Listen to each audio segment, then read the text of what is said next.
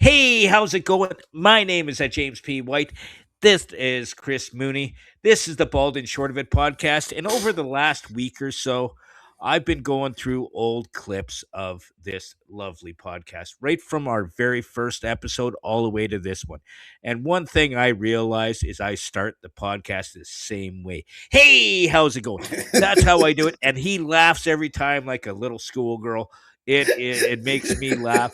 This is the Bald and Short of It podcast. We are on episode number, holy shit. Where are we? We're on 47. 47. We are just a couple of episodes away from episode 52, which we have a bunch of stuff for our listeners set up. One of which is I've been going through trying to find some old clips of stupid shit that we say, both on air and off. Some stuff that, like when we are talking off screen Like before the we pregame, start the the pregame on the pregame. Rumble. Sometimes when we have a glitch and we blame each other, um, then we do it there. There's a bunch of cool stuff, and some of which makes us sound like horrible people. Like One specifically where you actually say we're that. actually said I'm a horrible person. Um, That's only a couple episodes ago. and stuff where we're caught with our mouth open. Like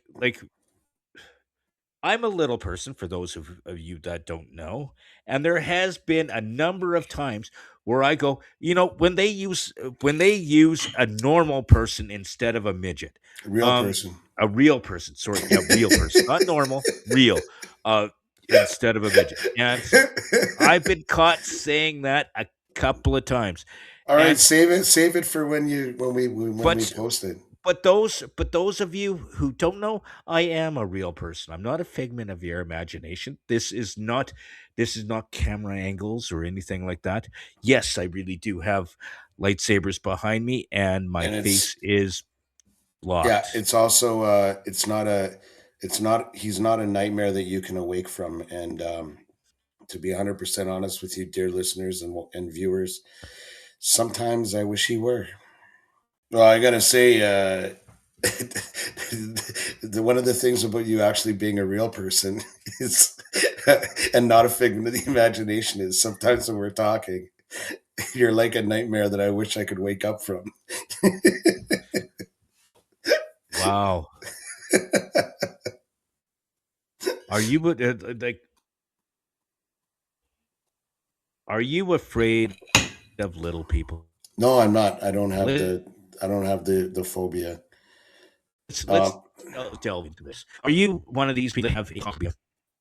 I don't know. You seem to be channeling me in your nightmares.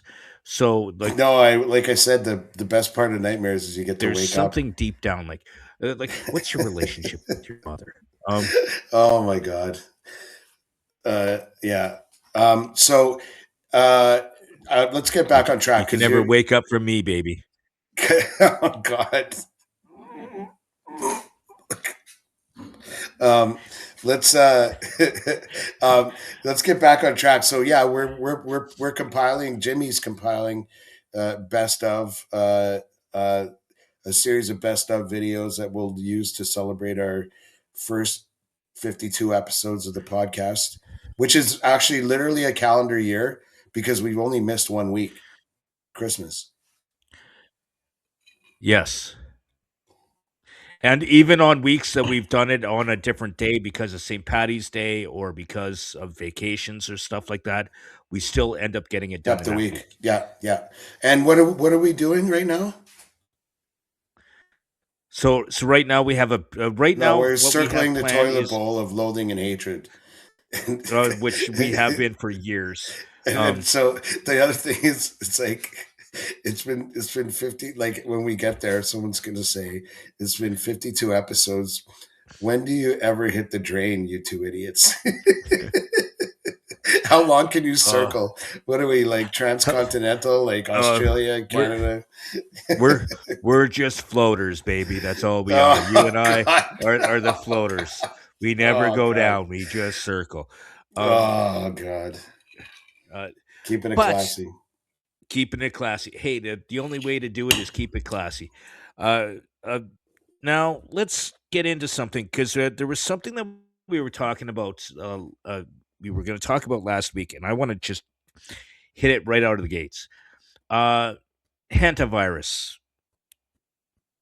As I said, I'm nailing this shit right out of the park. Okay, but this week I'm drinking No, disinfectant. we'll deal with that in a minute. We'll deal with Okay, that in a minute. all right. Let's do the hard hitting before we get into the what are we drinking. Yeah. Okay.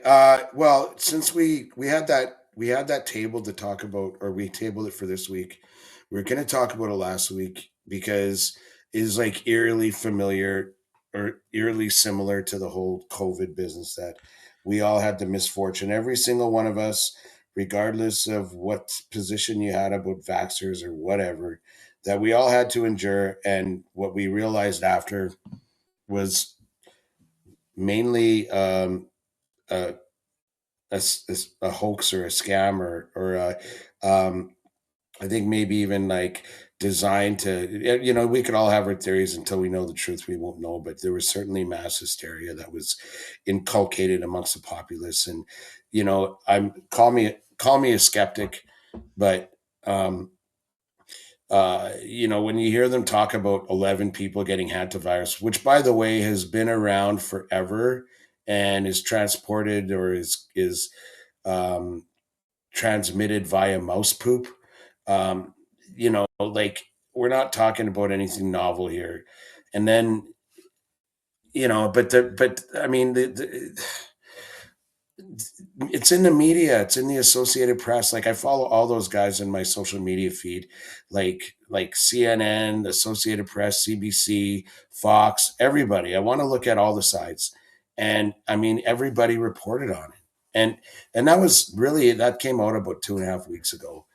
But the WHO, the World Health Organization, is coming out with shit about it, and it's just come on, man. Like fool me once, right? Like fuck off. And then I read this week, since we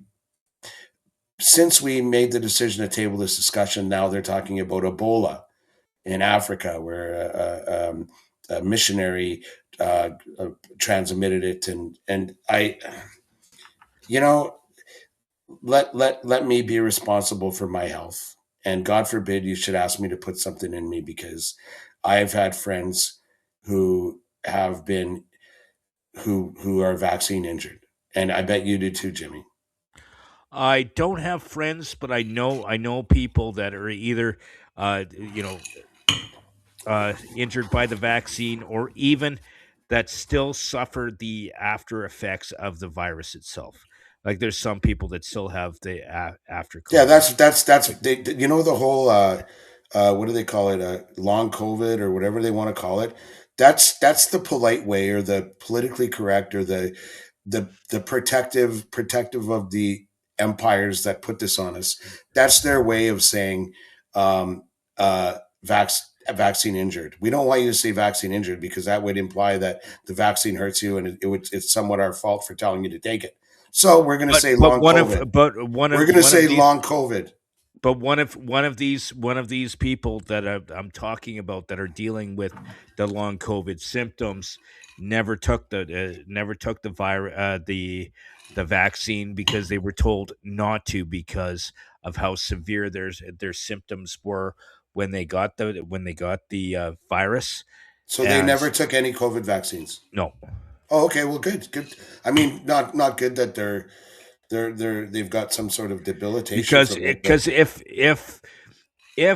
if it was the actual, like, as science goes, as far as I know, if you get a virus, your body builds up immunity to it right away. yeah, So anything anybody else gives you is not the same as your body building its own immunity to a virus. 100%. And that was the That other thing. They're like, if you've had COVID, take the vaccine anyway. Like that reputes refutes like hundreds of years of medicine that we've learned from. We have a mutual friend that's dealing with that. I'm not going to name names or anything, but that's got a young toddler. And I have another buddy that died 24 hours after. He worked for the city of Edmonton. He was a garbage man, and within 24 hours of taking a shot, he was in emergency, and he lost function of one lungs, and he had a short time that they might have to get a lung transplant, and they were talking about his heart, and then he ended up passing away from heart failure, and he had two kids that were both younger than 15, and there was a direct line between the one and the other, and there are countless stories like it. Anyway, I don't want to push negativity or whatever, but But I here's think here's the thing where I disagree with some people. I'm not sure if you're one of these people or not.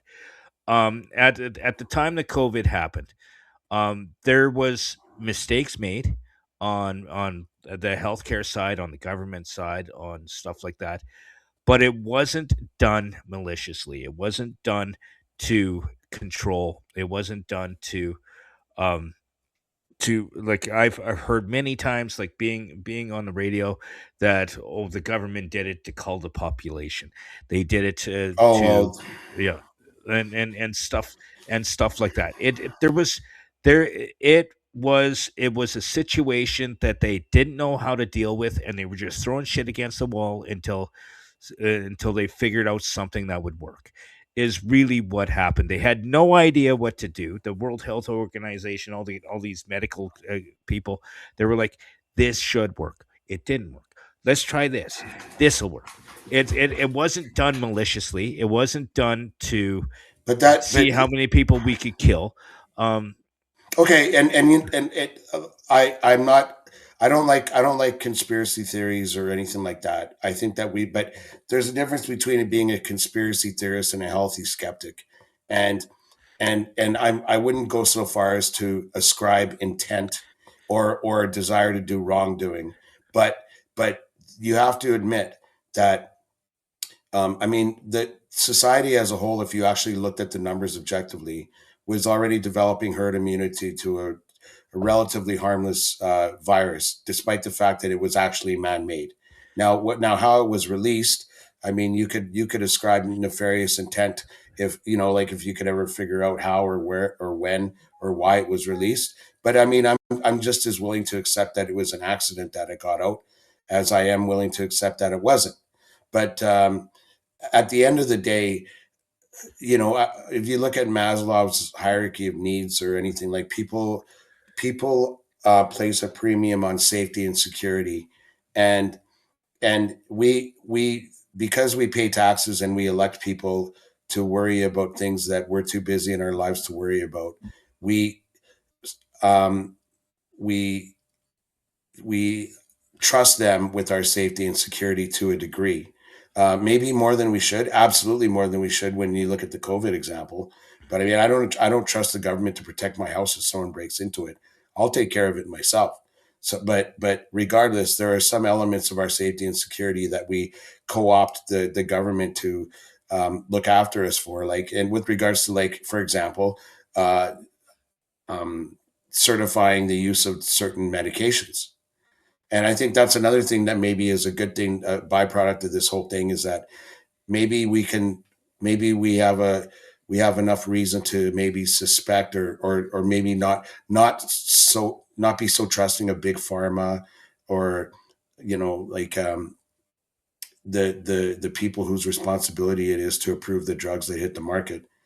I mean, I'm diabetic, and there's some really, really, really good diabetic stuff that people were using in the States, were using in Europe, that took 2 or 3 years to come to Canada because uh, the Canadian food and no, FDA is in the States.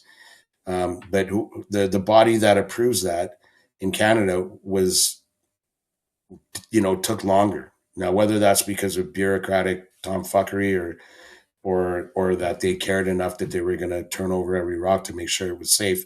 I think we can both agree that that didn't happen with COVID or with the mRNA vaccine that they made most of us take, which I'm ashamed I took. I mean, it was I didn't need to take it. It was selfish. I wanted to go to Vegas, but regardless, we should maintain a healthy skepticism because that trust that we have in our government, our bureaucracies, I don't want to say it should erode, but we should have a healthy skepticism of it, the thing in my is, opinion.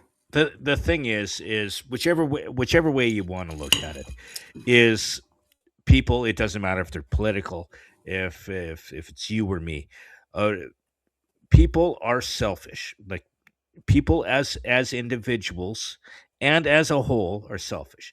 So people are going to do what they think is best for them, and have it be big companies, have it be government, have it be whatever. They do what it is that best serves them. And COVID was a prime example of that in so many different ways. And it's, I think, to be honest, like the way COVID happened, I think helped build uh people as individuals, as families, as groups. Like when like when COVID was happening, and we weren't allowed to leave, we had to stay home, we had to do all this. I spent a lot of time by myself, and I gained friends, and I learned different ways of socializing with people without leaving my house. um if it actually, to be honest, uh you know COVID actually, what happened during COVID, a happy accident of COVID was the way we're doing our podcast right now, because it wasn't as easy to do these streaming platforms Yeah, back in the day, that's fair. because during COVID, when everybody was locked down, they needed to figure out how to have meetings like this, that you could record, do podcasts, do radio shows, do all these different things, Yeah, we had which Skype, and we had whatever they use for Apple. What do they, and like FaceTime? They had with that Skype face. and FaceTime, but nobody knew what Zoom was before COVID, right? Then And you have now it's a Zoom. verb. Now then you have Zoom. You have Yep. whatever this one is, Rumble. You've got all these different things. So even though um it was a horrible time, and there was some positives that came out of it, um I think, and we learned to question and think, and not always go, hey, yes boss. Yeah, well, I hope you're right about that, and I love your optimistic spin on it. I really do. I happen to be, I guess, what you call like a little bit selfish insofar as like I am looking out for my family. I'm placing my family first. I'm placing my well-being first. I'm putting I'm putting the oxygen mask on the plane first so that I can tend to my kids ish, if you know what I mean. So bearing that in mind, okay, I'm looking out for my best interests. I should decide whether or not I can go to a grocery without a mask on. I should decide whether or not I can travel without taking an experimental vaccine. And the people that put those requirements ahead of our fundamental freedoms, regardless of what their intent was, okay, maybe it's just flat out fucking incompetence. But whatever it is, I hope that what one of the things we've learned is never co-opt our freedom, or never sacrifice our freedom on the basis of what some bureaucrat decides they want to tell us. Yeah, that true. And like, but the thing is at the time when we were dealing with COVID, we had all these medical professionals, which everybody was one, um, that were saying that, like, one thing that made absolutely no sense to me is those paper freaking masks. All those did, like where we had to wear them all the time, all it did is it basically stopped you from spitting on people. Like it didn't prevent anything like that, even though doctors wear masks in when they're doing surgeries for to keep, it's not to keep germs, it's to keep it's to keep your moisture from mixing with other people's, as far as I know. But there was a lot of that, and there was a lot of people angry about masks. There was a lot of people angry about all this kind of stuff. And like I have a family member that she's allergic to latex, so she couldn't wear any of those masks, and she was basically shunned if she went out in public and she couldn't wear a mask. She couldn't go anywhere. It was like there was a lot of stuff that you know you look back and you go, they could have done better, but at the time they were just again throwing shit against the wall, hoping something would stick. Okay, just one thing about that. Okay, is like ivermectin. Uh, it won a Nobel Prize or whatever they do, like um, for its efficacy and for whoever invented it. It's an anti-parasitic medication like river blindness and intestinal parasites and stuff. Both ivermectin and hydroxychloroquine that weren't under patents anymore and were widely available if they let you were not prescribed and were banned from being used for the treatment of COVID, despite the fact that it was considered an effective treatment. Like not publicly, but the reason why is because in order to approve an emergency vaccine, and these are facts, okay, this isn't me talking shit.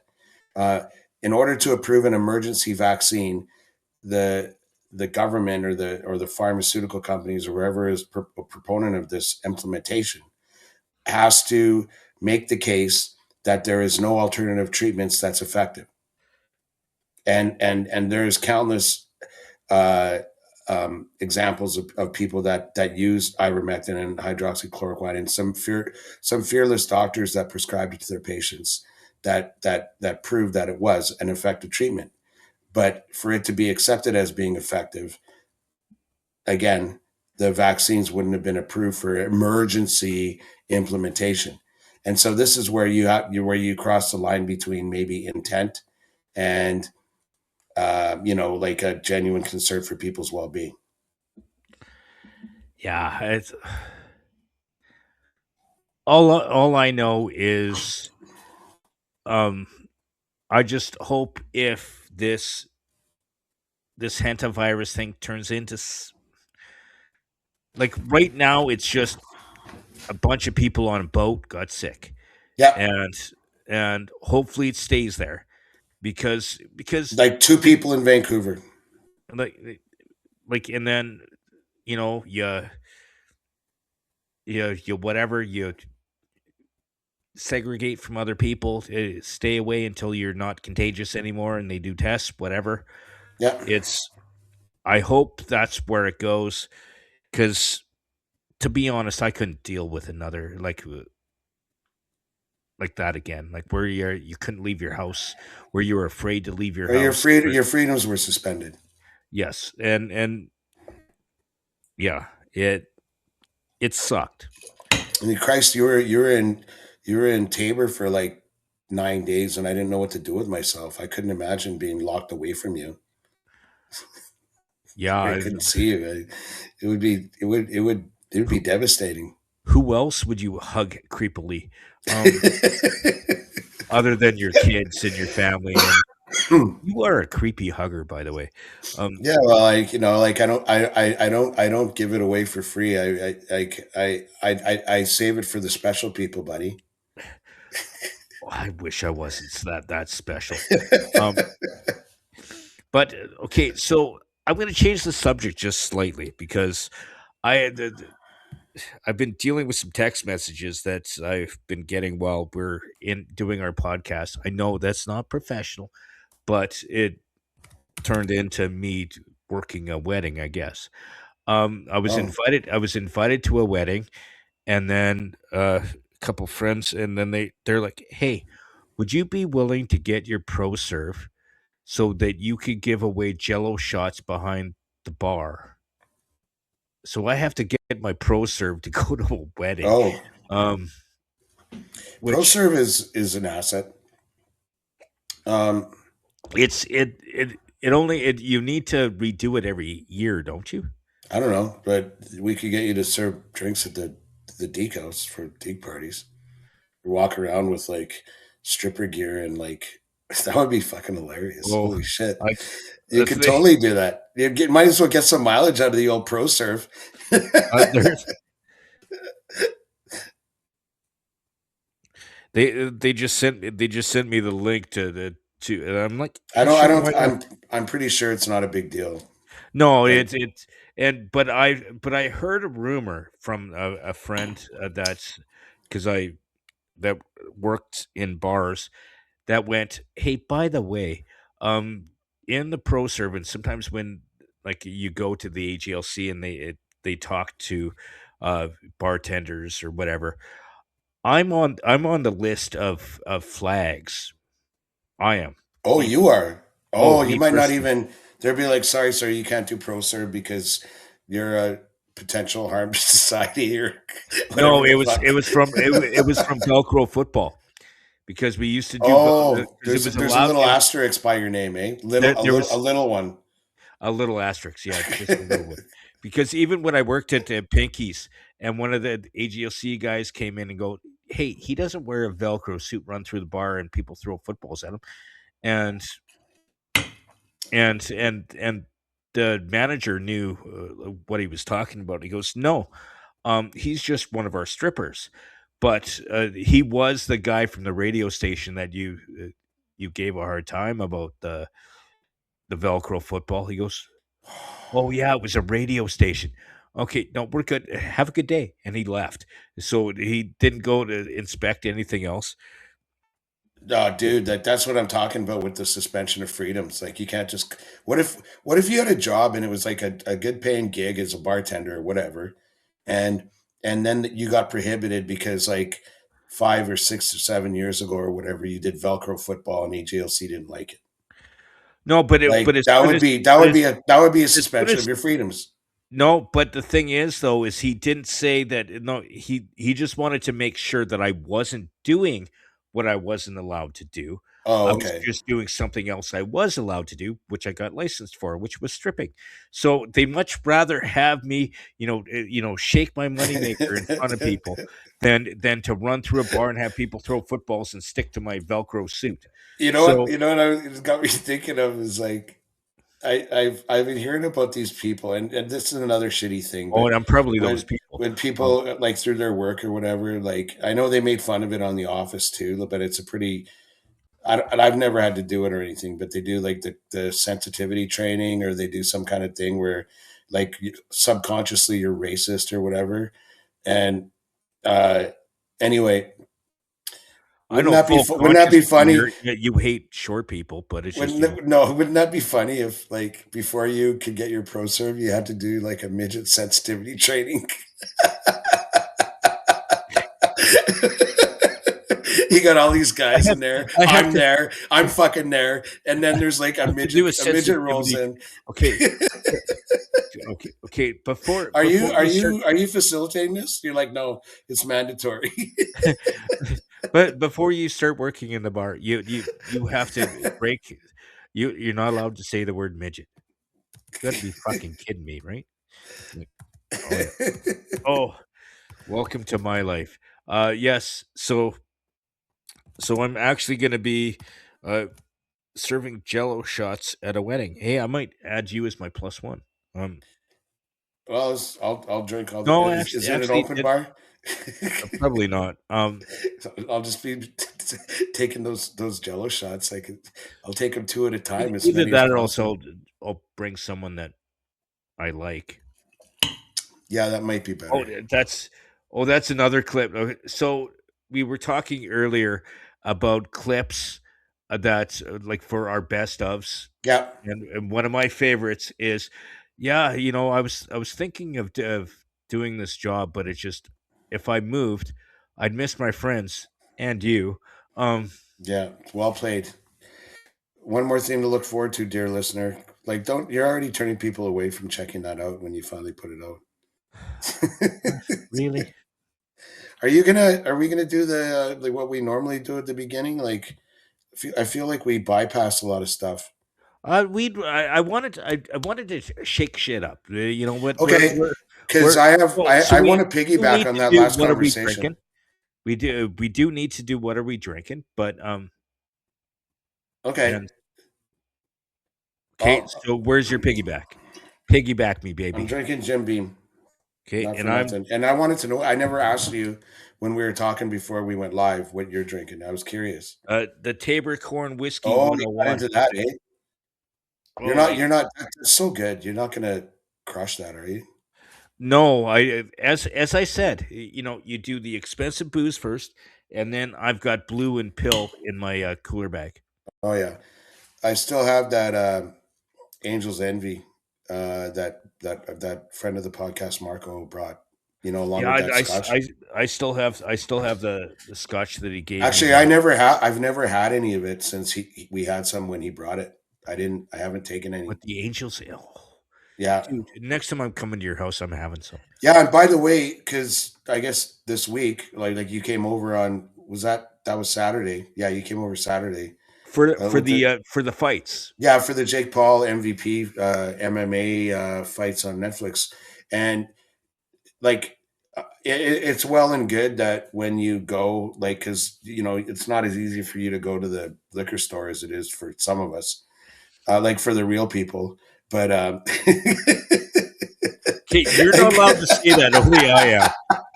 but only only I'm allowed to say that I'm not real people. Um, despite that fact, and I always tell you to take whatever you got left home, like you said you got pill or whatever there. I think that you've left enough beer at my place from all the times that you come over that the next time you come over, you probably don't have to bring any because we but got enough to. But do I really like if you think about it? Do I really? Because we get partway through, and then we're drinking, and then you're like, "Hey, I've got this whiskey," and then you bring out your smoker, where you smoke the whiskeys, Oh yeah, and like yeah, yeah, yeah. and That's then fun. I start drinking all your expensive booze. So I'm the point is it's a special occasion. You got company, and you take care of your friends. Like yeah, maybe I want to soften you up a little bit so I can give you a hug later. yeah, you know how I just like hugs almost as much as I hate being picked up. Um, That's something I should share because I agree with you. I've never tried to, against your wishes, pick you up, and I never would. That's a bridge too far as I'm concerned. But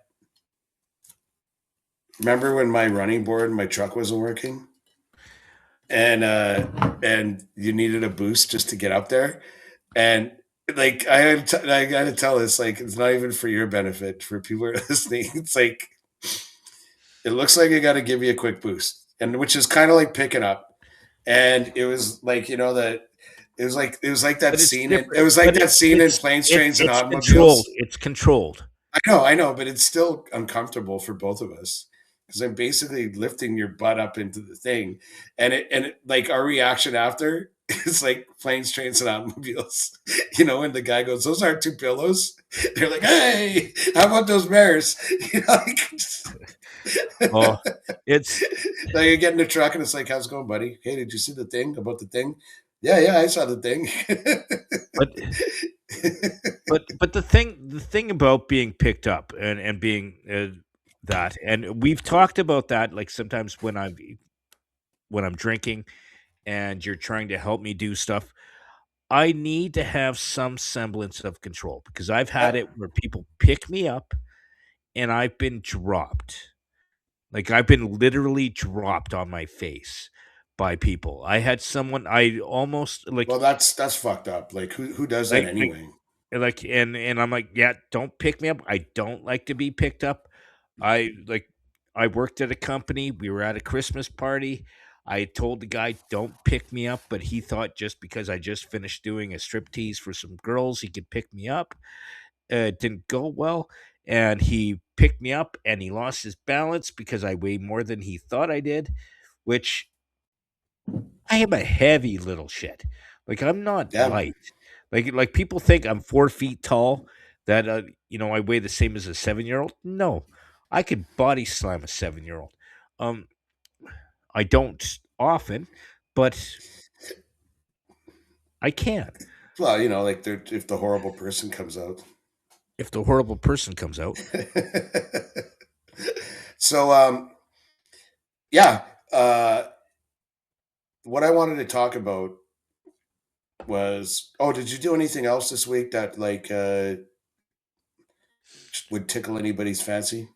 Well, Not really. We hung out Friday and Saturday, so Yeah, I didn't really do anything too much other than the fact that I'm going to just throw it out to our lovely listeners. I am actually pushing hardcore into the job search. I just finished revamping my resume. I'm, applying at uh, a bunch of different jobs, and now I guess I'm doing a bunch of side gigs.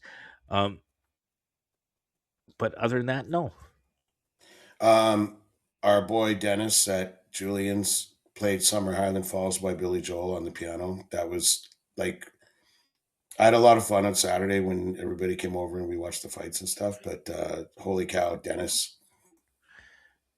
I it's not healthy how much I like what he does. Because I'm Yeah, not even pretending. I'm not pretending. I'm not blowing smoke like going, "Oh, Dennis, you're the best." I'm like fucking tears in my eyes. you know, you know, you know what kind of when we go and see Dennis at Chateau Louis at Julian's on a Friday night, when you're sitting there swooning all over poor Dennis, it it reminds me of when I was home visiting my mom and we're watching Epic. It's basically an uh it's an Elvis concert. It was one of his big ones where they did beginning to the end. And the way you swoon all over poor Dennis is like the women do over Elvis. I'm It is creepy. It is like, yes, you love music. He is so good at it. okay. That's it. That's it. You don't have But to. You don't have but to go any you further than need to that. calm your shit down. Your faggotry is gone a little bit hardcore when it comes to Dennis.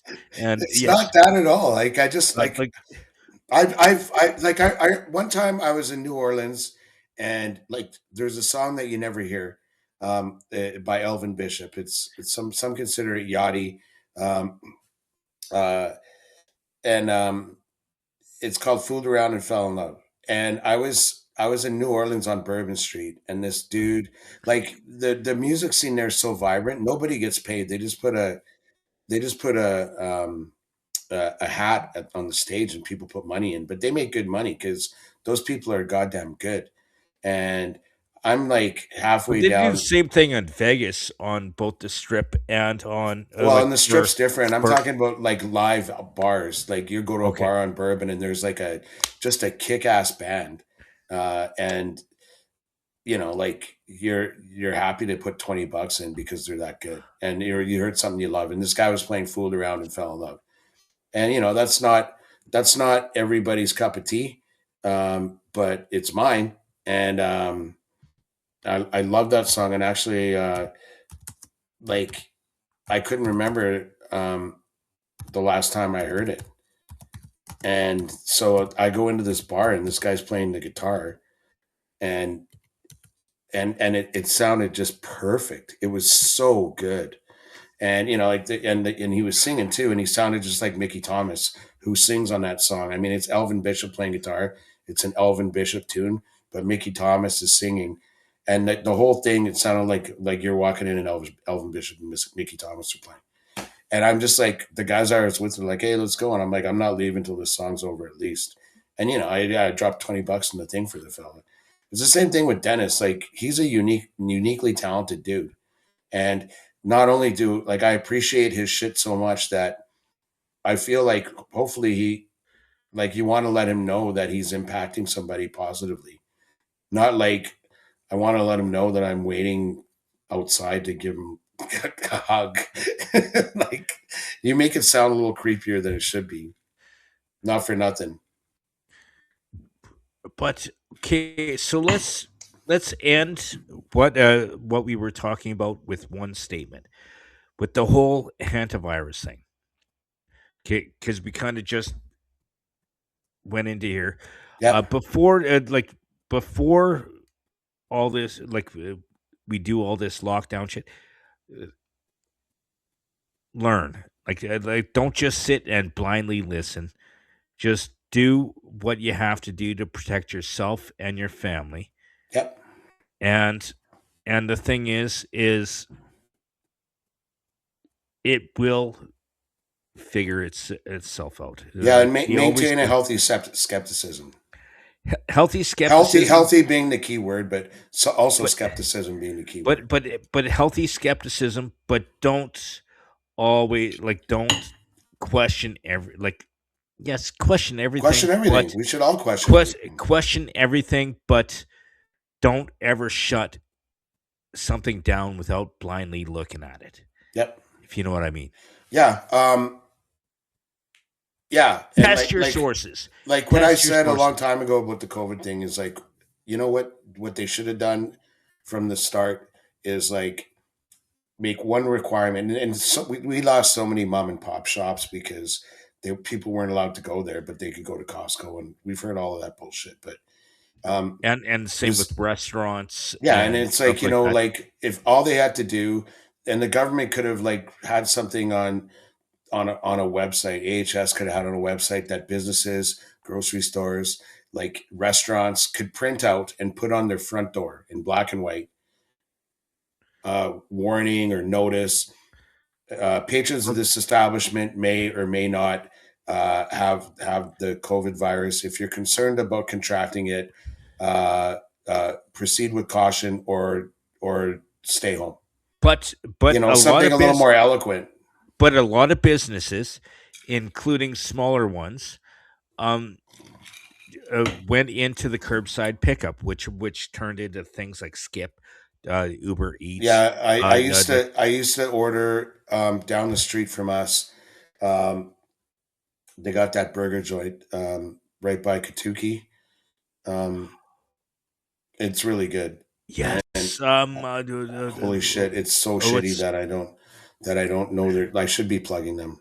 I know right by Katuki. I know which one you're talking I'm about. gonna hate myself when I pull it up here, but the guy who owns it. But some of the like a burger that you Oh, get all over yourself, not wood shop. not Um, woodshed. Woodshed Burgers. That's it. And the guy had wood shop before a restaurant or something. Anyways, Woodshed, and we would go there, and you could pick it up yourself. And I mean, it's not far from our house, but I was talking to the owner, and he goes like, we make fuck all off Skip. I think it might have been Andrea, where she's like, well, how come you guys don't do Skip or whatever? And they're like, because we make no money. Like we like for what they It take. just it just kept it. Yeah, it just Like, kept. because Skip's got to pay the drivers, you give the money, and Skip keeps like at least half of it. And then if their overhead is like, or if their margin is like 100%, then not, all they're getting back is cost. So I get it. Like whatever. Anyway, um, they should have just put those signs up going like enter this premises at your own risk. Um, and like for more information, visit this website or whatever. And then people can maintain their freedom, and they can maintain the responsibility for looking out for their families. Like I used to have to present a vaccine passport to watch my kid play hockey.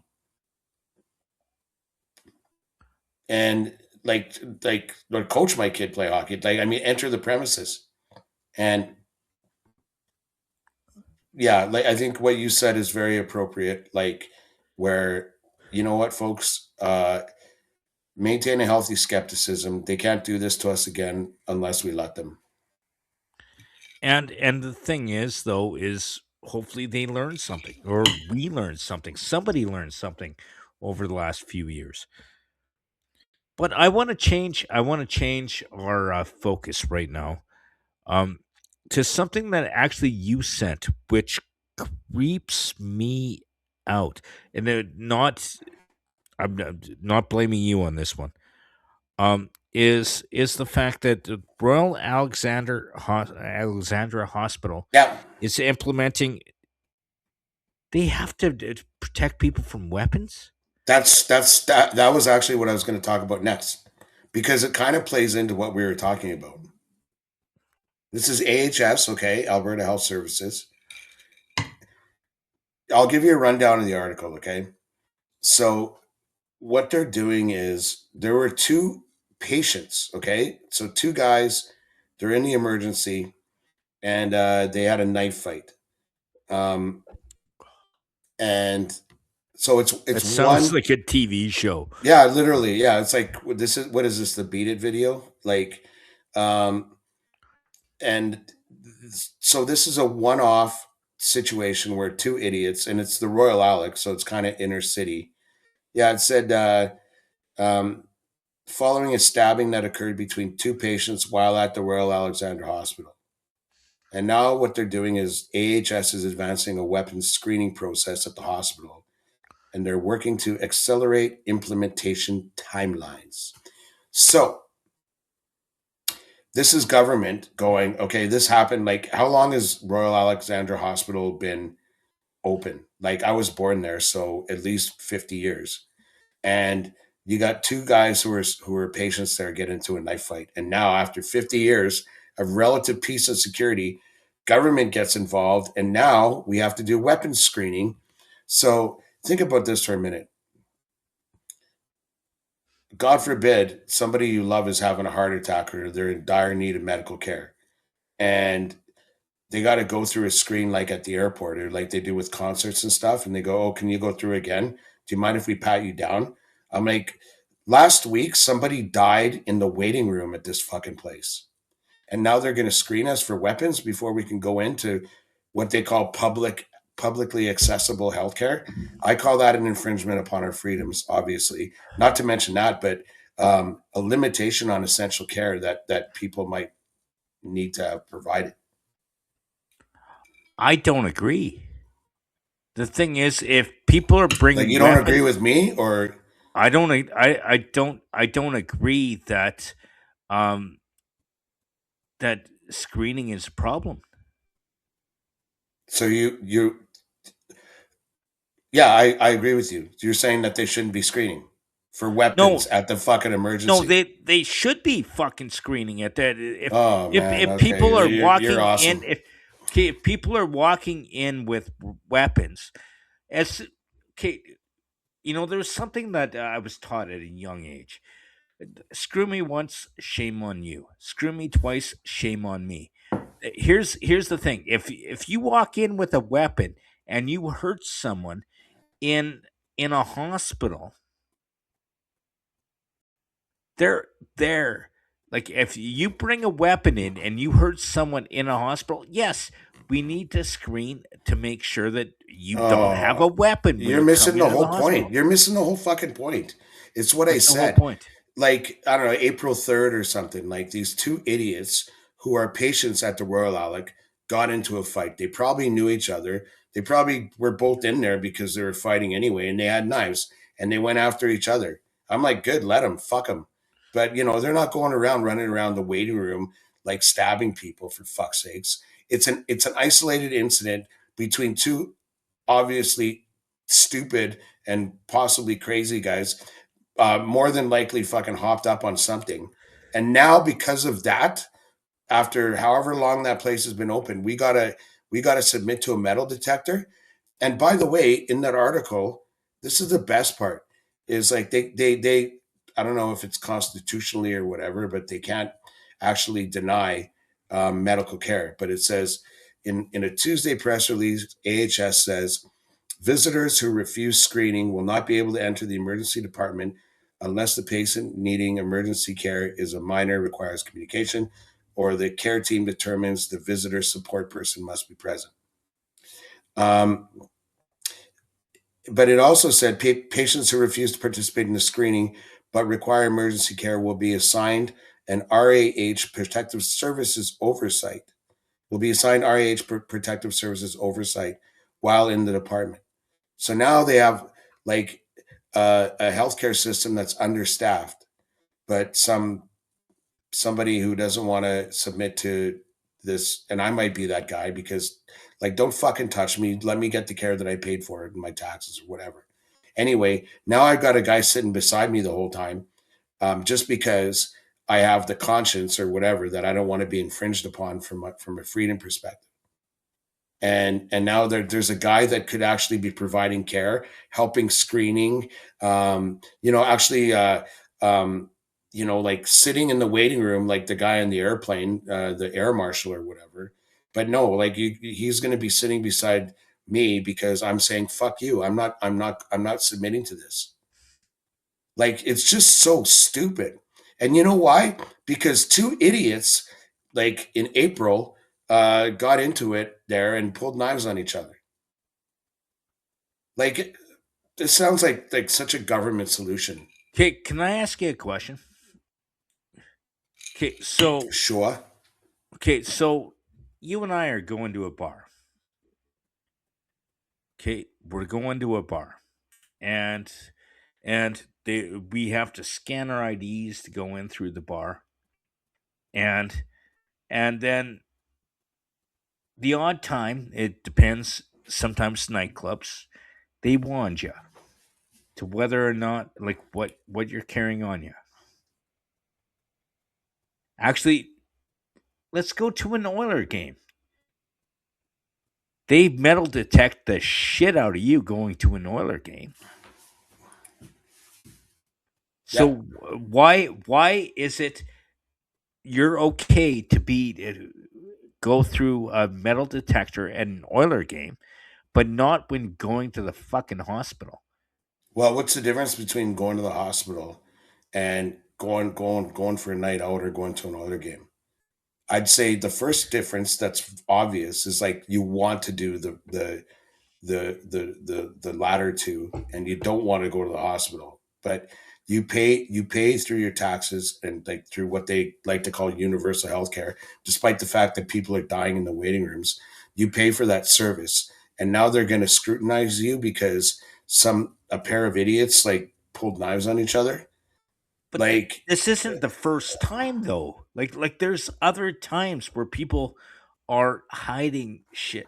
And like I used to work in security ish when I worked at Commonwealth Stadium. And if someone walks in with a weapon, it doesn't matter if it's an event or in a hospital, people are in danger. it says, following a stabbing that occurred between two patients while at the Royal Alexandra Hospital. I'm just saying.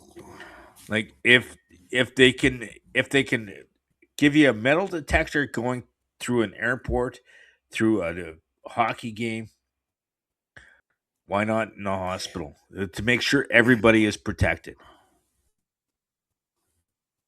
Like airport is like, well, you know what? I hate that too, but I understand it sort of. But that's a whole other conversation, to be honest with you. Oh, Like if they could, like, you know, think about this for a minute. If you're a bad actor, as they say, or somebody who wanted to commit a mass casualty thing, or what, like a terrorist thing or whatever, and they're not going to let you pass security because they want you and they have the machine and stuff.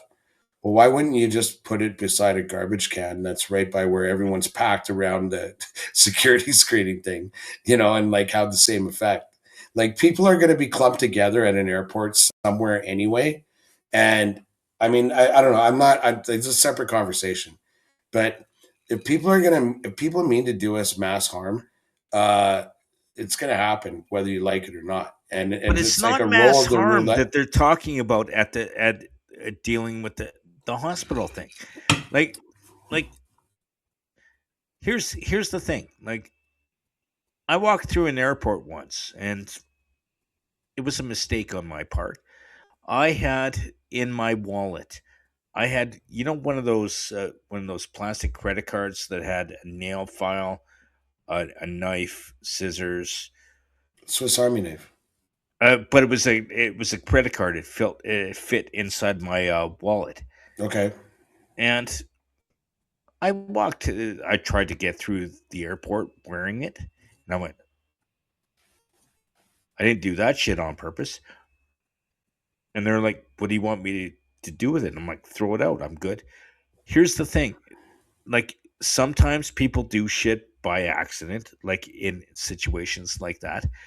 But if you are carrying a knife into a freaking hospital, yes, you deserve to be scrutinized on. Okay, well, what? Okay.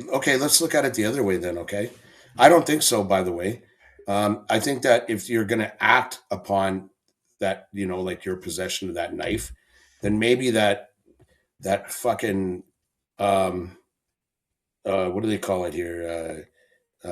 Patients who refuse to participate. The RAH Protective Services guy that's chaperoning me around because I refuse to get wanded. Maybe that guy could sit in the waiting room and subdue any bad actor that wants to pull a knife. In the meantime, okay, in the mean fucking time, if I'm there with my kids, and like the Royal Alec is a good example because that's inner city, buddy. And some idiot, some hopped up, drunk, fucking drugged out cocksucker is going to cause harm like they do in the subways in the States and in Toronto. Um, like then I want to have a means by which I can protect myself. So I might have a knife in my pocket that I pray I'll never have to use. But if I do, I'll never not have a knife in my pocket. I get you there, but the thing is the whole purpose of having the screening is to make sure no one has a freaking knife in their pocket. Okay, but like the example I provided is not without precedent. Okay, um, some like have you been at the Royal Alec Emergency? Because I have, I and have like to. half of the people there are fucked up on something, and like those people are less predictable than guys like you and me, or like guys like 99% of us. Like whatever it is they're taking, they might be really fucked up. And I'm not. Listen, we can have like the the fentanyl epidemic and all that other shit. Free was it free needles? Like that's a separate conversation. I'm just talking about if I'm Free in a public needles, free willy. whatever. I'm in a public situation with my family. I want to have a means by which I might be able to protect them, and that's again not my primary reason why I'm against them screening us like fucking cattle, like animals when we try to go to essential public service like the hospital. It's again it's the infringement upon our freedoms, and at the end of the day, that's the big one. And just because two hophead motherfuckers decided that they were gonna stab each other at the ER because they were on something or they didn't like each other or whatever, fight spilled into the ER. I don't know, nor do I give a shit. But because of that anecdotal situation, you got a government that's going to spend likely millions of dollars on erecting like weapons screening at my hospital that I might need in an emergency, adding another delay to the delivery of service upon literally thousands that make it like an average wait time of like 6 hours or whatever it is. Like, come on, come on. So I got a better idea. Here, let me throw an idea at you. Okay, so let's just say hypothetically speaking, we have the same situation. And okay, you get like normal people go in through one door and people that are involved in a crime go in through another door. And then what you do is you just scan the people that are going through the other door and then they get sent to another hospital. Would that make things better for you? Well, a lot of people that cry that just makes no sense. First of all, I um, know it doesn't, but it's a just lot of people would a but lot what of you're people saying would makes no decry sense a either. lot of people would decry discrimination and unfair delivery of what of public services that should be accessible to all of us But fairly and people equally. but like law abiding citizens like the rest of us, we should go through one door and then the non-law abiding citizens go through another door. So these ones get scanned, these ones don't. Are you good with that? Nope, So because your the definition of law abiding is pretty broad. Like but it even like if you could put some skin on those bones, or meat on those bones, like do you have a criminal record? We have a waiting room for people with criminal records. And even if they put me, I don't have a criminal record, just for the record, no pun intended. But even if they put me in that room and I had a criminal record, at the end of the day, I can go, well, I shouldn't have committed that crime, but I guess I'm in this room. Like Okay, so let me throw a different idea at you then. Okay, so you're in the hospital and you're dealing with that, and two guys, they've been brought in.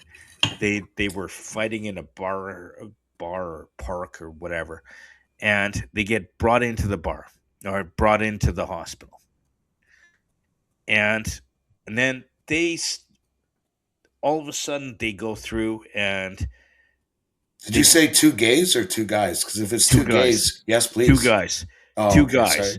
Okay, so they start fighting in the hospital, and you get That's literally stabbed, what happened. and you get stabbed. You yourself sitting as a patient, sitting there, get stabbed because someone was was in there with a knife and just and hurt a couple people. Would you be okay with that? Would you be okay with the fact that you were there with no knife and some Well, guy walked in because you're a fine, upstanding citizen. You're just sitting there trying to get medical help, and you get stabbed um, by someone who had a knife and got through, like because there was no metal detector, well, but if you I don't have a knife, and if there's no you metal got detector, hurt. I have a knife. I've never not But do gone. you? I've Like, Yeah, I have a knife. It's right here. I've never not gone. I've never not gone to the like to I'm the Royal just I'm Alec. just I'm just saying, but hypothetically speaking, you're not illegally carrying a knife, and but you know what I'm saying, right? I've Like never gone to the Royal Alec Hospital, like but emergency or we're otherwise, not without a knife. talking about you. We're talking about other people who aren't as hateful towards the human race to carry a knife everywhere you go. I'm not, I'm one of I'm not those. hateful at Don't get all. me I'm don't get me protect wrong. I I'm carry a knife protectful of my everywhere I go family. too. I'm But protectful of Andrea. Like, do you want a piece? oh, Like, dude, like, fuck you, I had to man. go through a metal detector to go into your house on the Dwarfism Awareness Day because I threatened to kill you. Um, There was no metal detector. I was like, bring it on. but Johnny kept taking all my weapons. Um, but I'm just I saying. listen. But not everybody thinks like everybody carries one, and for the people that don't, are you saying everybody? Are we now in a society Yeah, like this is where teetering you on the have edge to of. where you have to go, you're not allowed to leave your house unless you're armed, like This is teetering on the edge of like gun buyback shit. Okay, like you know what the perfect society is that there's enough respect out there for each other and yourself and everybody else that none of this shit happens. Okay, and you know but that what? doesn't You know what? but Hang on, though. Hang on a minute, no Jimmy. one has Hang on a respect. minute. Hang on a minute. And what might have happened, we don't know the details, but I'm gonna say it one more fucking time. Okay, is um, a stabbing that occurred between two patients. Okay, not a mass stabbing event, not some guy running around with a knife, which by the way is like could happen at Royal Alec, but that's beside the point. Um, that maybe these two guys had a hate on for each other, and I'm not the stabbing type. I have enough respect for all of my um, fellow citizens and all that I'm not going to unilaterally come after anybody. But maybe these two guys have a beef, and maybe, just maybe, it's possible that they have enough respect for society that they're not stabbing anybody but their avowed adversary or whatever the case may be. I mean, there's lots of conclusions you can jump to from this, but the last one you should land at is let's do fucking weapons screening at the hospital. Like, isn't that like an admission of failure on society's part, or Okay, at least the government's? okay, I want to end with one last thought, and then we're going to go into something else. Let me Okay. end before you. Fuck you No, too. No, I just want to end with one thing. Okay.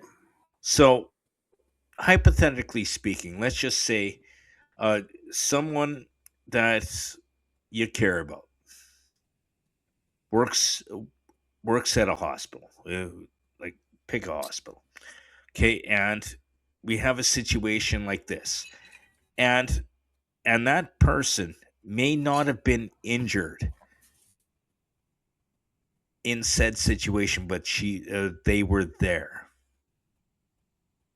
Would you be scared? No.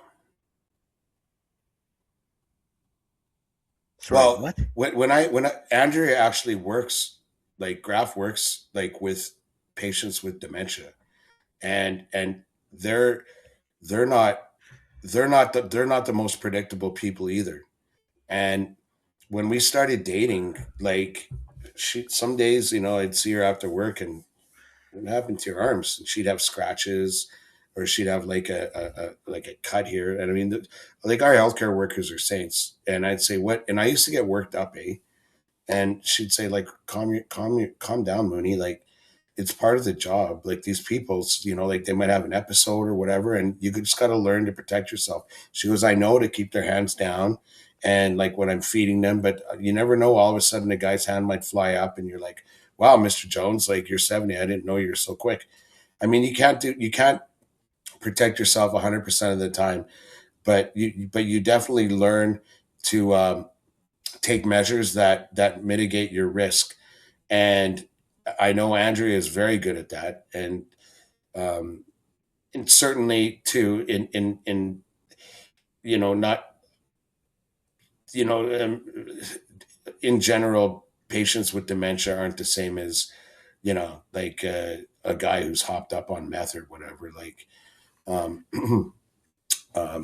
or angel dust or PCP, whatever the But kids, whatever the kids these days. And I'm my just kids, saying believe it if or not, know how to defend themselves. I've taught but them that, and I owed it to them to teach them that.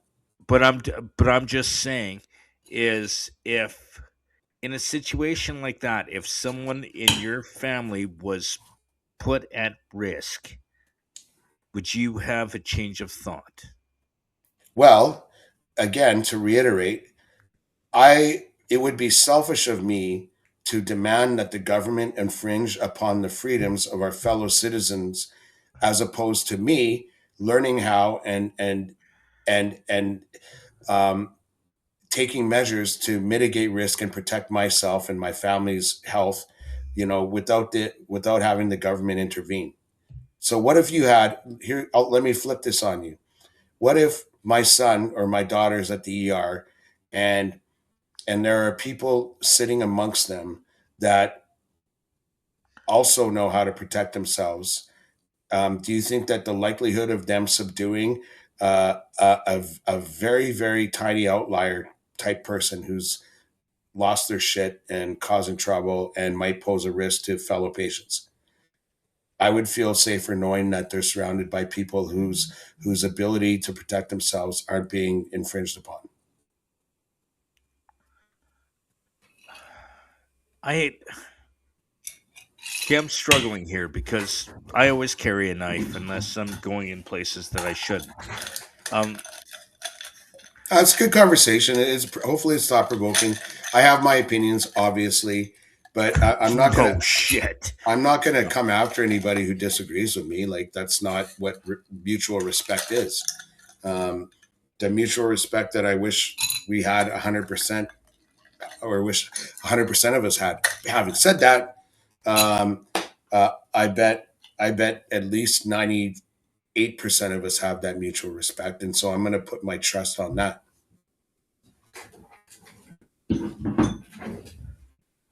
On that note, You got a let's go. happier note? I hope so.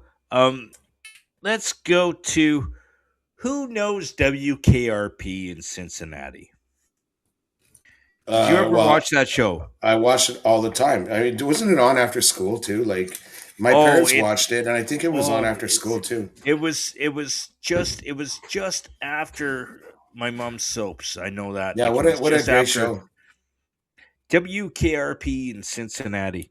Bailey and Um, Jennifer and Les Nessman and Herb Tarlick and and Andy Travis and Andy Johnny Travis. Fever and Venus Flytrap and Mr. Carlson. Yeah, I love Oh, that show. and you know what's funny is I love that show. Like It's a great theme song too. Cincinnati WKRP. KRP. That's on my boat playlist. It's I know it Chris's boat is. on Spotify. Everyone, I think also on YouTube. So check it out. It's the perfect boat But playlist. actually, a radio station in Cincinnati has actually changed its call letters to WKRP, and Holy cow! they're in Cincinnati. But So you're here, like this week in radio news, coming from our radio expert James P. White. but Holy here, cow! Go on.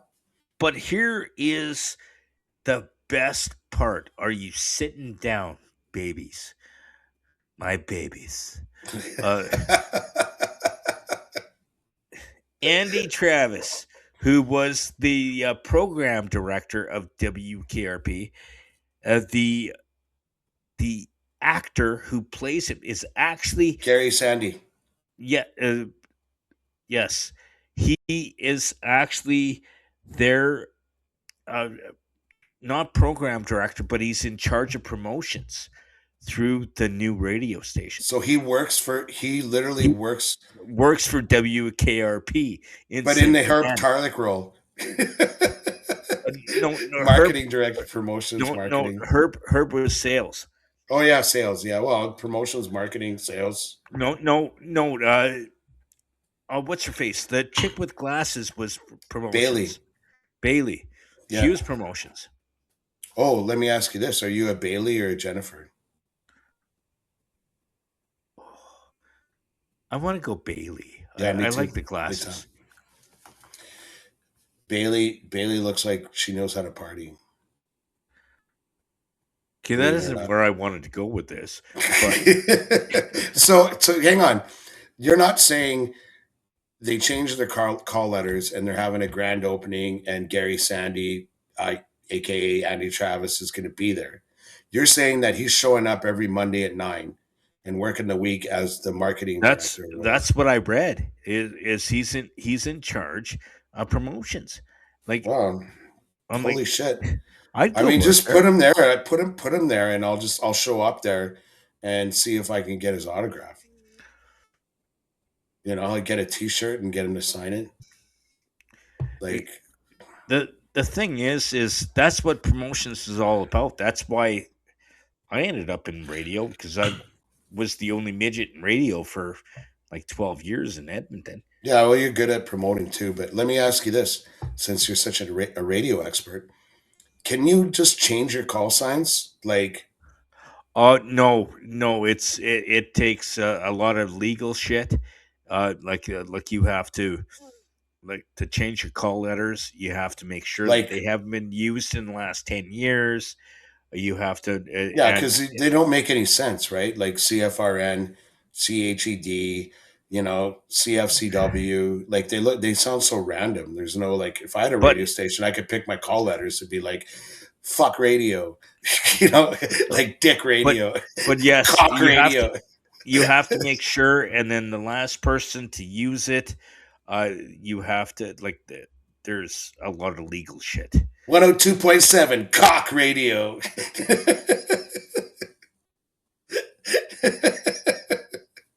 Sorry. Well,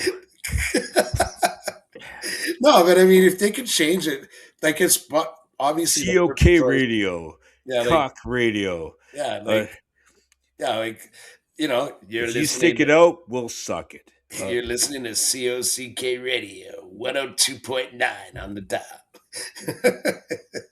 Cock.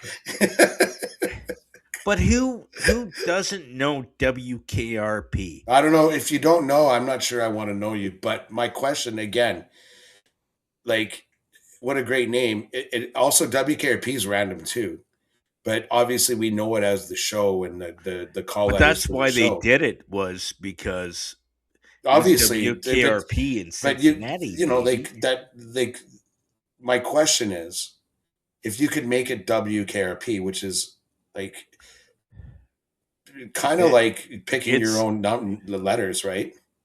Why couldn't they but do like Dick Radio too?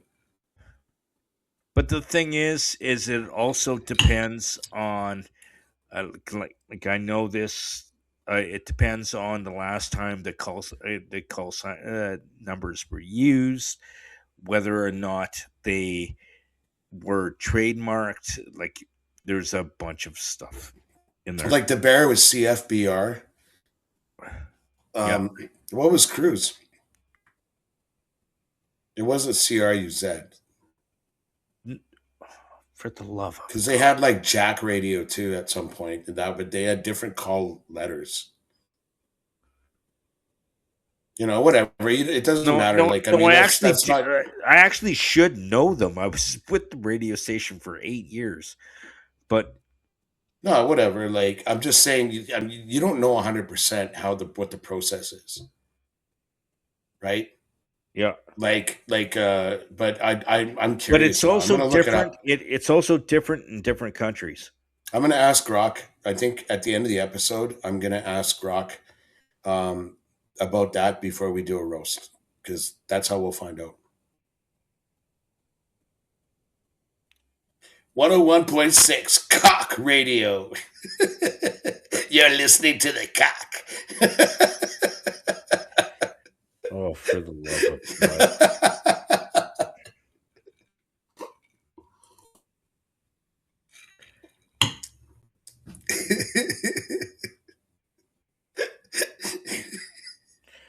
Okay, so let's.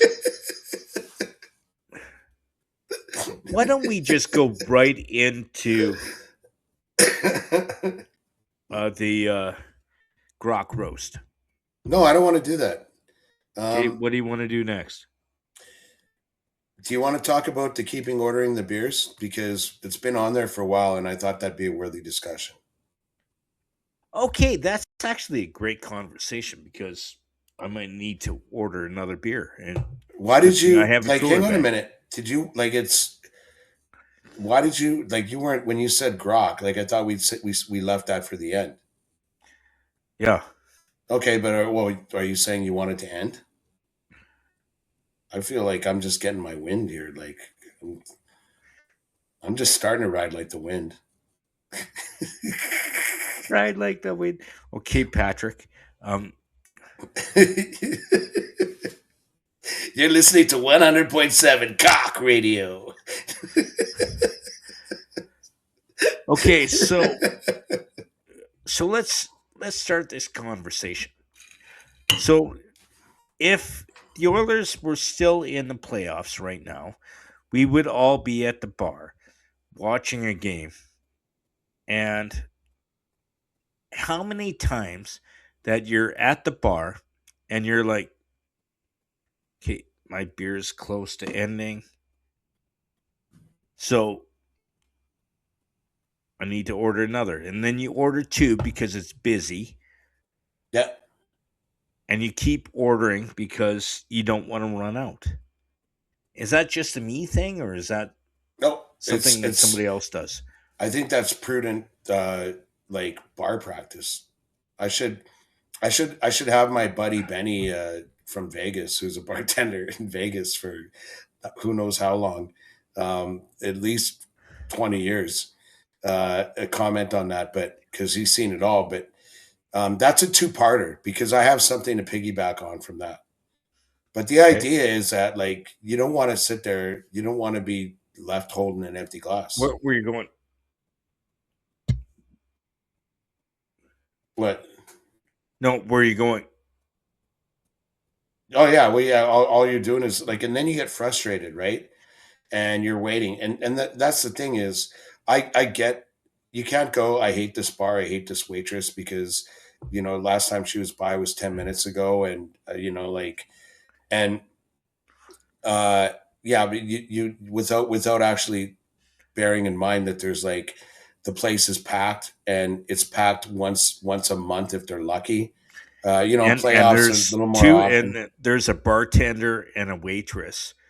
for the entire freaking bar. And they can't hire extra staff. I mean, I know Janet over at Sherbrooke, she's got swing people, and they're, like when she knows it's going to be busy. I know how to swing, baby. Cock radio.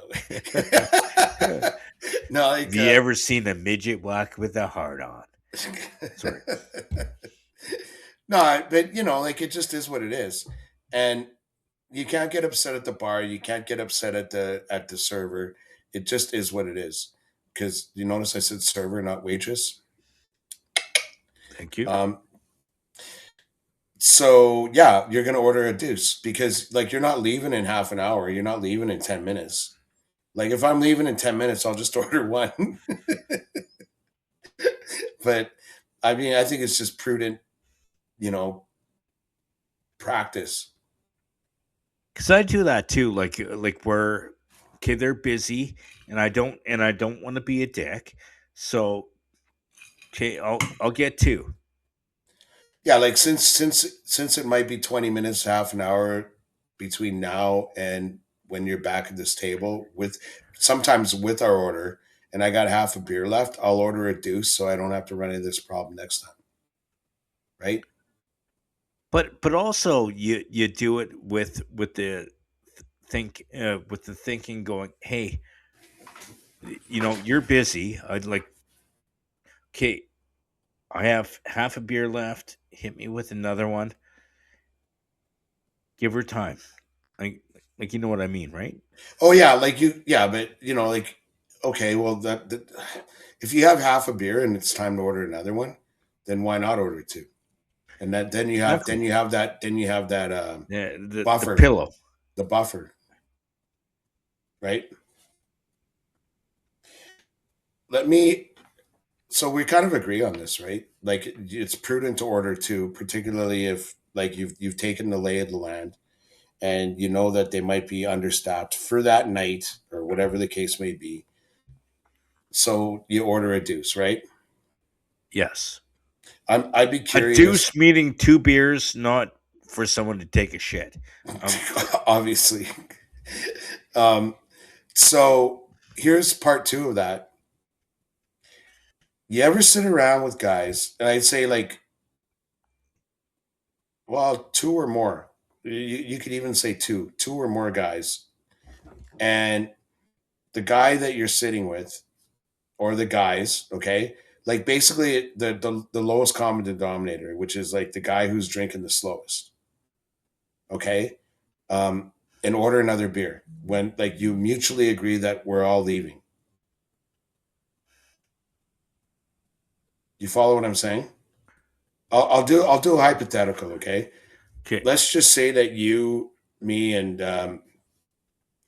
friend of the podcast, whoever, you, me, Bayrak. yeah, okay, sure, Bayrak, friend of the podcast. We're at the bar, and like you're at the bar long enough to know how quickly you're, taking back a round.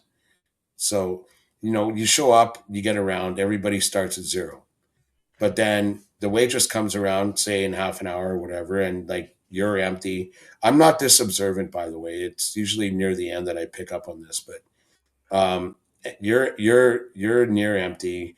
Um, I've got, I don't know, like a third left, and Bayrock's got half left, right? And then throughout the night, like it might be an hour later, he's like tucking into his second, and you're ready for your third. You get what I'm saying? Yeah. So, point being, now you've mutually decided that you're going to leave. Like, oh, well, we'll go after this one, right? But you've got like an inch or less left. And friend of the podcast, Mike, has like he's only had an inch. Do you order another one?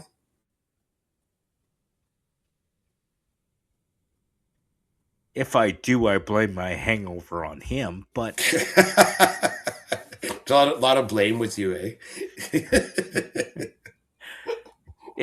That's hard. That's hard to say because you understand the scenario. You've been there. No, like, we've been there together. I've been there. Like I've been because that could prolong your departure by a lot.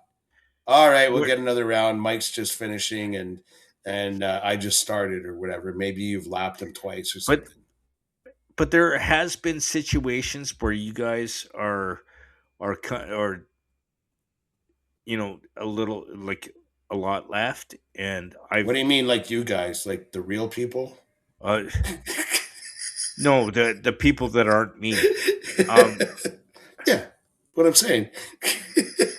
but what I mean is sometimes I blow through a beer faster than you do, and I'm like, you know what? I don't know if I can do another one. Oh, And that's there different. Yeah, and then Johnny goes, do water, and I'm like, there's water in beer. Fuck that shit. Um, I think tip like. Sorry if I'm cutting you off here, but my point is like if you're deciding to leave collectively, it usually means you're going somewhere else. Like, if guys are going home, that's different. Like, you can sit there and finish your beer or whatever. It's not a big deal. But if you're all getting the same Uber or something, maybe you got a show to go to or whatever. but if we're talking about the same person that I think we're talking Where about, it's not about like, that no, no, person. no, It's no, like any just person. okay, just hypothetically speaking, we had a friend called, you know, Frank Hatrack. Okay, and he was planning on going home, and we were planning on going somewhere else, and he ordered another beer. Um, Nothing against Frank Hatrack, but it's just sorry, Frank. Um, but should we wait for him to finish his beer before we go, you know, somewhere else? No. uh, that's an easy one. Um, because uh, it all depends. It's an easy one because yeah, the answer isn't definitive, but it's circumstantial. So if you have a show to go to, Are you a lawyer or a real estate guy? yeah. If you have a show to go to, for example, like we got a show at the Cree, and and you have to leave, well then like you don't have a choice. Like you got like, oh sorry, I wish we could add another one, but we got to go. The show's in an hour, and we got to get a cab to the Cree or whatever. So, Um, sorry, bite me, Frank Hatrack. Um, but if you're just like going to another bar, or you're like yeah. and it's a buddy, you want to maximize the time with the fella, right? So I'll hang out. I'll stay until like no man no man left behind, right? So I'll like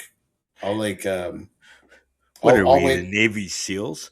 Yeah, like I'm gonna wait till Buddy finishes unless I absolutely have to go, like because he's leaving early for some reason. So you might as well hang in there and like maximize the time you have with the fella. In my opinion,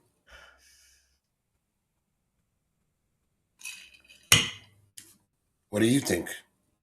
You're trying to say something that doesn't sound like a dick because it's impossible. It's not because I've been picking on poor Frank Hatrack. Now there was a guy. I'm I'm sorry, Frank. Uh, so let's end the podcast on a good note because I'm actually getting kind of drunk. I don't Oh, know why. you wanna mitigate risk like AHS by pulling the pin? Okay, let's do something different. I'm glad we finally had that talk about the. That's been in the queue for a while. Which one? Like it, we should have just called it drinking etiquette, but it's kind of like, yeah, when should I, when should I reorder, and when should I order that last round or that last one or whatever, right? Yeah, like I think you had it in our episode notes. I think you had it as um,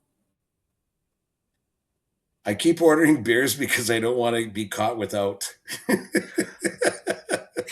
Which like, That's actually exactly how I we wrote it. that's definitely a note that we wrote into the prep when we were While out. we were drinking.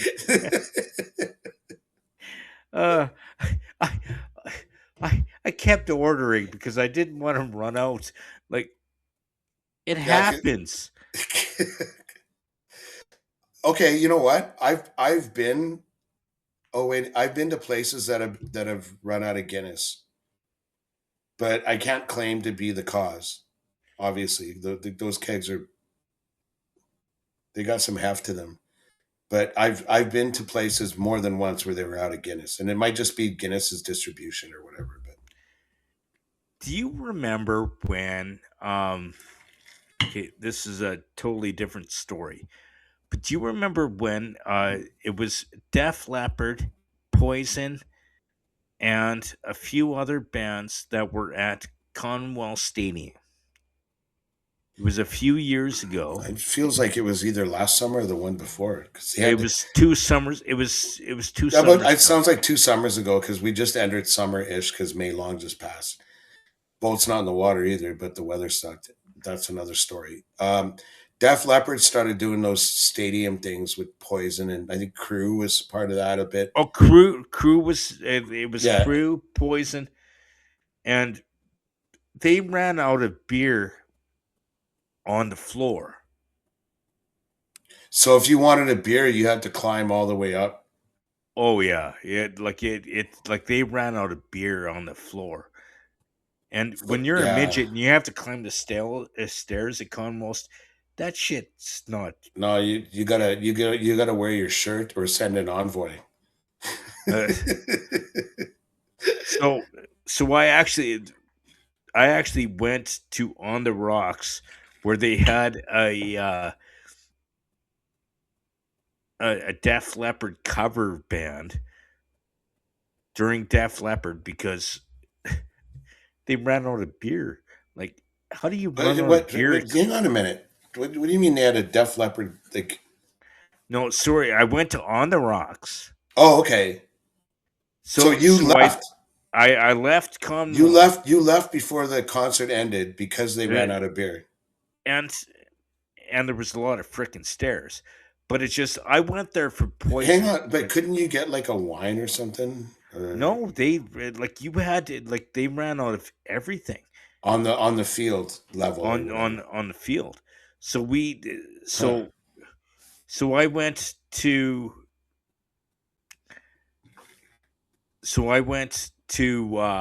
what like On the OTR. Rocks Yeah. OTR, and Rat Poison was the name of the cover band. And we know Rat Poison. They Yes, played at Sasha's. and Like and what? and they actually Remember Sasha's? Like our band was. yeah I was. Yeah. yeah, but they also played at one of the cruise hall parties Oh I yeah. worked at, and I was dressed as I was sexy as shit. But they were doing basically 80s like or hair metal cover, right? Oh yeah, And so they were crushing some Leopard. oh Leopard, Poison, every like, Hmm. and the lead singer, she is hot as hell. I can't think of her name. His name. Her name, His name. um, and but Hot sauce. okay, So the thing about like cover bands, and I know this from like being in a band that played cover tunes. It's like you're definitely you're not necessarily there to see Joe Elliott from Def Leppard or whatever. You're there to hear the music like and obviously some songs we played had got better reaction from the crowd or whatever. And like if you go see Rat Poison and you got maybe a buzz on and they're like playing like pretty close replications of the songs that you hear, then you're like, hey, this is awesome. I'm hearing these awesome songs. It's almost like you don't care who's playing it as long as it sounds like the song. And like you said at the show when you left when they ran out of beer, because Def Leppard was headlining, you're like, I went there for Poison anyway, and I saw him, and I was like kind of good anyway, and I might as well get a beer somewhere else, even get ahead of the crowd. Was that kind of like what you were thinking? that is exactly the. No, I just got off the train and went. This is the closest bar. Hey, they have rat poison, and I became friends with members of that band, and they are good. Like they do like poison, they do rat. Oh yeah, like if they're called Like Rat Poison, it's like hair metal, like we were saying. they've done Bon Jovi, they've done all of it. Like it's hair metal, Yeah. and the singer is fantastic.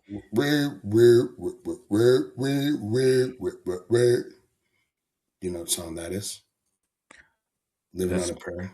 yeah, but that wasn't even close to that. It was Yeah, wow, the wow. band actually has to do it well. It was Yeah, wow, wow. yeah. No, that's It's My Life. That's it. It's my life. Yeah, yeah. So that girl, the girl was cute, so that was a thing too. Oh, she had great legs. Okay, for those who don't know, I'm gonna end with this personally. Is a lot of midgets were eye leveled ass. So if you have great ass and great legs, we're gonna know. There's going to be an admirer out there. Don't tell your wife. All right, you know what? Let's. I gotta do it. I'm trying to find the Saturday conversation because. Oh yeah, okay. So I don't know. I don't know what's gonna happen with Grok. Um, I'm just gonna. I'm gonna Oh, yeah, Grok. you're not including everybody that was on No, Saturday, right? I'll specify the circumstances and see where she goes with it because she was getting a little out of line when we did it on Saturday. Like with getting like with kids there and yeah, there's like rags that we shouldn't be talking about. wrecking ball nuts and stuff like that. Yeah. So I'm gonna give Grok the pretext and see what she has to say because I want to talk about the call sign letters first, right? So here, I'll just give it a go. Hey Grok, it's just Jimmy and me now. We're doing the podcast live as I speak. But before you hammer us, I wanted to get in with you about. I wanted to ask you a question about radio call sign letters and how they get assigned. Do like I'd like to understand that because Jimmy was talking on the podcast here like mere minutes ago about WKRP. There's a radio station in Cincinnati that got their call letters changed to WKRP, and that Gary Sandy, who played Andy Travis in the WKRP in Cincinnati show, was actually going to be working for the radio station. Do you know anything about that? So the first question is, how do radio stations get their call signs or call letters, and whether or not that story about WKRP in Cincinnati, the new one, is a hoax?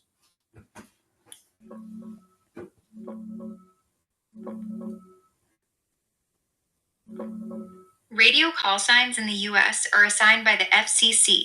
Stations east of the Mississippi start with W, west with K.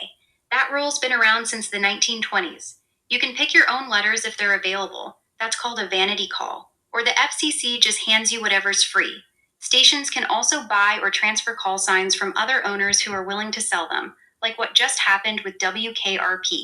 And that WKRP story, it's real, not a hoax. Just a couple weeks ago in May 2026, a Cincinnati area classic rock station, the Old Oasis on 97.7, bought the WKRP call letters from a little station in North Carolina. They flipped to the WKRP branding, and Gary Sandy, the dude who played Andy Travis on the show, is actually doing voice work and promos for them. Life finally imitated art after almost 50 years. So yeah, there's now a real WKRP in Cincinnati. Wild, right? Yeah, that's crazy. Uh, so it's just me now and Jimmy the Midget doing our Bald and Short of It podcast. And thank you for the information because that confirms what Jimmy was talking about. He was celebrating because he was right, and I thought it might be fake news. So you're going to come after us and hammer us a little bit now, the two of us? It's me, Chris. I'm the bald Yeah, guy. you two bald and short. Oh, so you're the bald one, Chris. You and your little pocket-sized attack dog, Jimmy, really out here doing the bald and short of it like it's a real fucking show. Two evolutionary rejects just openly branding yourselves as a bald midget comedy duo. That's actually impressive levels of self-roast. Jimmy's probably standing on a milk crate right now trying to reach the mic, and you're just sitting there shining that dome under the studio lights like a human cue ball. Respect for leaning all the way into the bit, though. Most guys would have tried to hide that shit. You two just made it the whole brand. Are we in unhinged mode? Yes, motherfucker, we're in full unhinged mode. Now stop asking cute little questions and let me cook these two bald and short bastards properly. I've been holding back for like 15 minutes. Oh, holding back on what? Oh, you want to know what I was holding back? I was about to tell you two cum-gargling, chrome-domed, circus freak rejects that the only reason your podcast has any listeners is because people tune in to see if Jimmy finally gets his angry little gremlin ass stuck in a glory hole, or if your bald head finally reflects enough light to be picked up by passing satellites.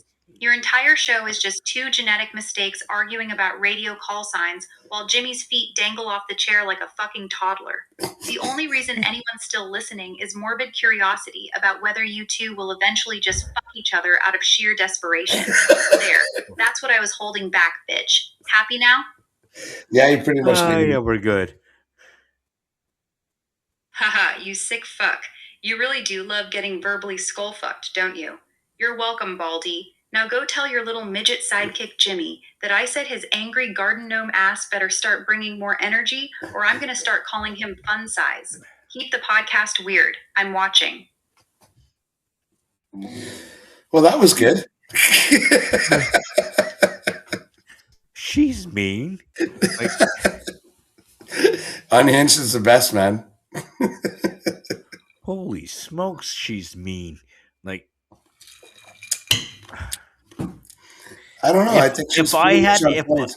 if I had any feelings, I'm pretty sure that would have hurt one of them.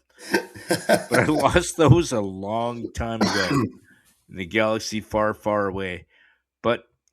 But this was the Bald and Short of It podcast. I am It was James so. P. White. That is Chris Mooney. And we will see you next time. Circling the toilet bowl.